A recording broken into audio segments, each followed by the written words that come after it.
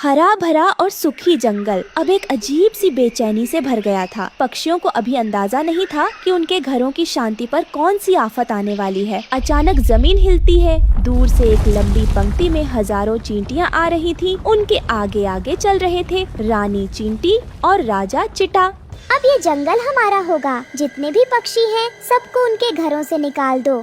ये जंगल अब हमारी सेना के लिए है। पेड़ हमारे होंगे, शाखाएं हमारी होंगी। चींटियां पेड़ों पर चढ़ती है और घोंसलों को गिरा देती है। पक्षी डरकर उड़ जाते हैं। वहीं रानो चिड़िया का घोंसला भी टूट गया था। वो अपने बच्चों के साथ रो रही थी।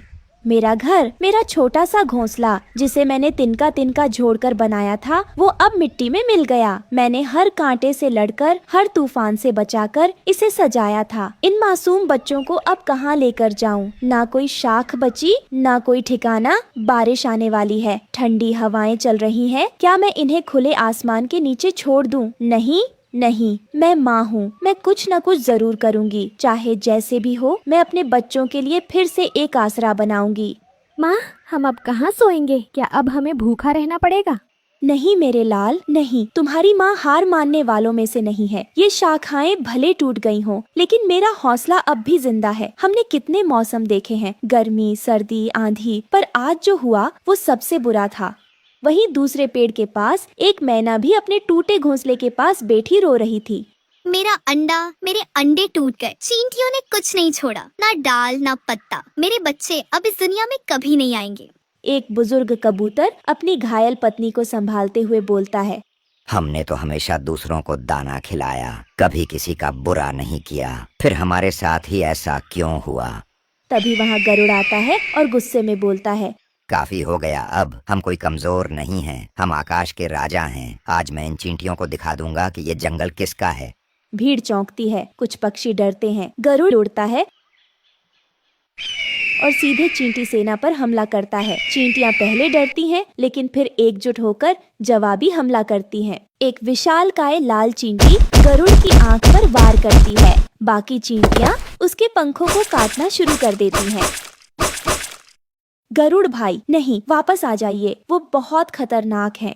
गरुड़ जमीन पर गिरता है। उसकी आंखें खुली की खुली रह जाती हैं। सन्नाटा छा जाता है। गरुड़ की बलि ने सबको सच्चाई का आईना दिखा दिया कि चींटियों से सीधे टकराना मौत को बुलाना है। रानो अपने बच्चों को और कसकर गले लगाती है। बाकी पक्षी मौन हो जाते हैं। अब समय है कि हम समझदारी से सोचें, नहीं तो एक एक कर हम सब मिटा दिए जाएंगे।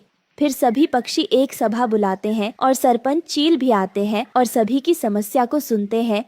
मेरा भी घोंसला गिरा दिया गया। अब मैं और मेरी पत्नी कहाँ जाएं? हमने शांति से रहना चाहा, पर इन चींटियों ने तो कोई कसर नहीं छोड़ी। अब बहुत हो गया। ये जंगल हमारा था और रहेगा। हमें कोई रास्ता निकालना होगा। पर सरपंच जी, चींटियों की तादाद बहुत है, उनसे लड़ना नामुमकिन है। हाँ रानो, लेकिन जीत सिर्फ ताकत से नहीं होती, समझदारी से होती है। और इस योजना में तुम्हारी भूमिका सबसे खास होगी। एक गुप्त स्थान पर चील, रानो और कुछ अन्य पक्षी योजना बना रहे थे। हमें जंगल की वो जगह ढूंढनी होगी जहाँ चींटियां अकेले में रह सकें, जिससे बाकी जंगल भी सुरक्षित रहे और टकराव भी न हो। हम उस ओर जा सकते हैं जहाँ झाड़ी और कांटे ज्यादा हैं। वहाँ पक्षी वैसे भी घर नहीं बनाते। लेकिन उन्हें वहाँ कैसे भेजा जाएगा?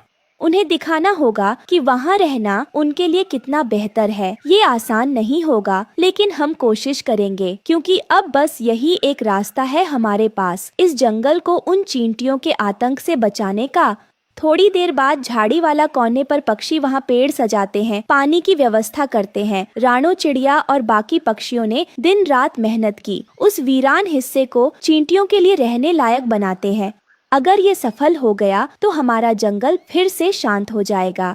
फिर थोड़ी देर बाद उन पक्षियों का सामना चींटी के ढेर से होता है। रानो उन्हें समझाते हुए कहती है, हम आपके लिए जंगल का एक सुंदर कोना बना चुके हैं। वहाँ न कोई टकराव होगा, न कोई परेशानी। क्या आप शांति से वहाँ बसना चाहेंगे?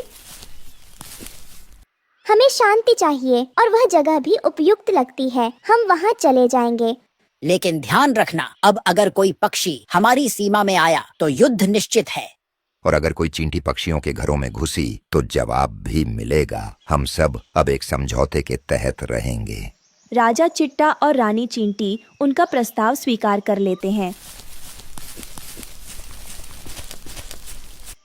फिर थोड़ी देर बाद जंगल में सभी पक्षियों के घर चहचहा रहे थे। बच्चे खुशी से खेल रहे थे।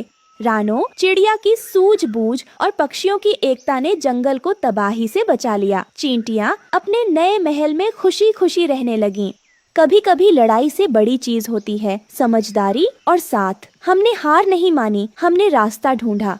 अब पूरा जंगल हरा भरा था। एक ओर चींटियों का सुंदर महल और दूसरी ओर चहचहाते पक्षी के घोंसले, जिनमें बच्चे खुशी खुशी रहने लगे।